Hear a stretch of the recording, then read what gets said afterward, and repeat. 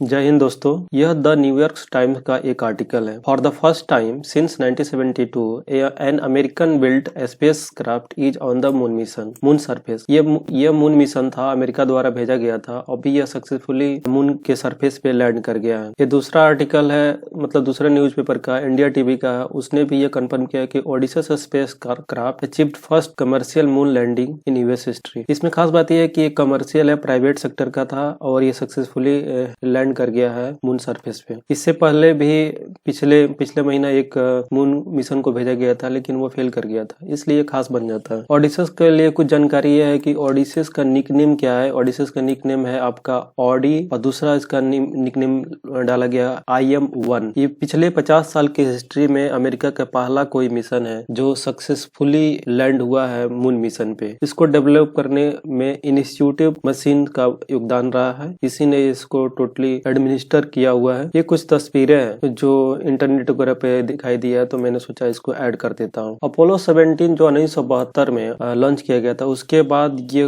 पहला मिशन होगा जो सक्सेसफुली लैंड किया है मून मिशन पे। अपोलो आपको मालूम होगा 1972 में लॉन्च किया गया था, वुमेन्स को भेजा गया था इसमें, और फिर वापसी भी इस जिंदा वापस भी लाने का इसमें प्रोग्राम में था और उसमें काफी सक्सेसफुल रहा था अमेरिका का ये मिशन अपोलो 17 जो 1972 में इसको भेजा गया था। और उसके बाद ये मिशन जो है ओडिशस, इसमें खास बात क्या है कि ये अमेरिका द्वारा भेजा गया था, पहली बात हो गया। दूसरा ये कमर्शियल था, प्राइवेट सेक्टर के द्वारा, प्राइवेट सेक्टर जो इंस्टीट्यूटिव मशीन है इसके द्वारा भेजा गया था, प्राइवेट सेक्टर। नासा ने फंडिंग किया था, गवर्नमेंट ने फंडिंग किया हुआ था। इसमें जो लैंडर है द नोवा सी, इसको इंस्टीट्यूटिव मशीन ने इसको बनाया हुआ था। नासा ने इंस्टीट्यूटिव मशीन के साथ मई 2019 में एक एग्रीमेंट साइन किया था इंस्टीट्यूटिव मशीन के साथ, जो 77 बिलियन का था, जो फिक्स्ड प्राइस पे किया गया था। मतलब अगर मार्केट में प्राइस ऊपर नीचे होता है तो इसके लिए नासा जिम्मेवार नहीं होगा, बल्कि ये जो कंपनी थी जिसके साथ एग्रीमेंट किया गया था इंस्टीट्यूटिव मशीन, वो इसके लिए जिम्मेवार होते अगर प्राइस ऊपर नीचे हो जाता तो इसके लिए इन्होंने 77 मिलियन डॉलर का इन्होंने साइन किया था 2019 में, जिसमें इनको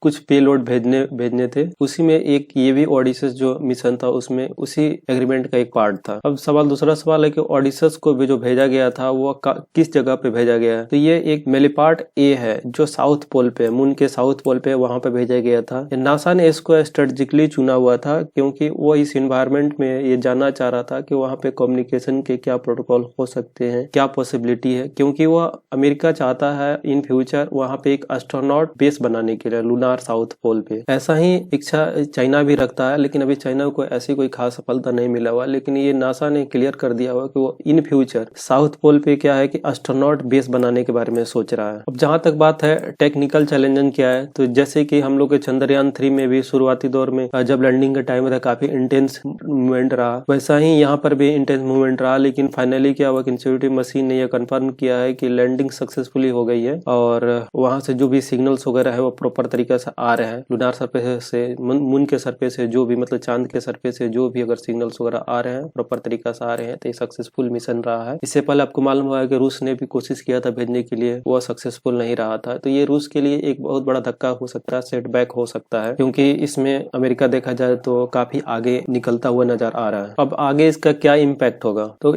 इससे क्या ग्लोबल रेस एक शुरू हो सकता है। दूसरा चीज ये देखा जाएगा कि इसमें एक प्राइवेट इंस्टीट्यूटिव का बहुत बड़ा योगदान होगा। इसमें प्राइवेट सेक्टर भी आगे आएंगे, प्राइवेट सेक्टर भी गवर्नमेंट के साथ मिलके या फिर गवर्नमेंट के बिना अपना एक सुपरमेसी इस मार्केट में, स्पेस वाले सेक्टर में अपना सुपरमेसी स्थापित करने की कोशिश करेंगे। यूनाइटेड स्टेट जो किसमें सक्सेसफुल रहा है, तो ये रशिया के लिए बहुत बड़ा चैलेंजेज होगा, साथ ही साथ इंडिया के लिए और चीन के लिए और अदर्स कंट्री के लिए बहुत बड़ा मतलब एक चैलेंज होगा। कि वैसे तो हम लोगों ने भी वहाँ पे एक सक्सेस जो मिशन था, चंद्रयान 3 जो मिशन था, उसको सक्सेसफुल किया, लेकिन जो यूएस का जो मिशन है वहाँ पे एक बेस बनाना, ये देखा जाएगा कि ये वर्ल्ड में एक ग्लोबल स्पेस रेस शुरू कर सकता है। सबसे बड़ा चैलेंज अभी के टाइम में होगा रूस के लिए, क्योंकि रूस ने जो मिशन भेजा था वो अनसक्सेसफुल रहा है और यहाँ पे यूएस काफी सक्सेसफुल रहा है। और सबसे बड़ी बात है यहाँ पे पब्लिक प्राइवेट सेक्टर का, पूरा वर्ल्ड में देखा जाए कि इसमें पब्लिक प्राइवेट सेक्टर इसमें किस तरह पार्टिसिपेट कर रहे हैं। दूसरा इम्पैक्ट अगर देखा जाए तो ह्यूमैनिटी के पॉइंट ऑफ व्यू से देखा जाए कि जब तक इन सारे मिशन पे जो भी इंफॉर्मेशन निकल रहा है या फिर ये अभी जो मिशन हुआ है इसका इस्तेमाल करके जब तक हम ह्यूमैनिटी के डेवलपमेंट के लिए इस्तेमाल करें तब तक ये तो ठीक है, लेकिन इसका हथियार बनाने के रूप में इस्तेमाल ना हो। जैसे अभी हम लोगों ने देखा कि एक न्यूज में आया हुआ बात है कि रूस अभी हाल फिलहाल में क्या है कि सैटेलाइट को मार गिराने के लिए कुछ हथियार बनाया हुआ है। ऐसा डेवलपमेंट नहीं होना चाहिए, ह्यूमैनिटी के पक्ष में नहीं है। और ये जहाँ तक बात है कि वहाँ पे अगर कोई मिशन भेज रहे हैं, जैसे यूएस ने भी भेजा हुआ है, तो अगर इसे कोई इन्फॉर्मेशन निकलता है, वहाँ पे कोई रिसोर्सेज मिलता है, मिनरल्स मिलते हैं, या फिर ये जानकारी निकल के आता है कि कैसे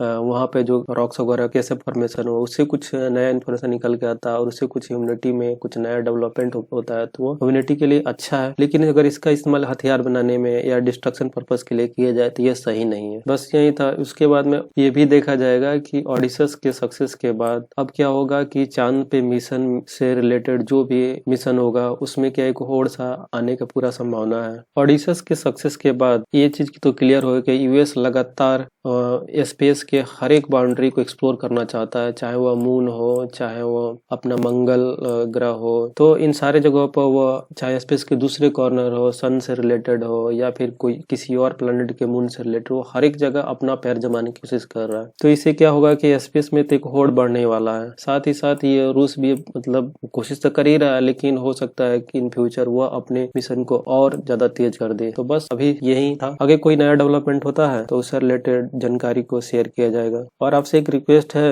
कि यदि ये जानकारी अच्छी लग रही हो तो इस चैनल को सब्सक्राइब करें और शेयर करें। जय हिंद, थैंक यू।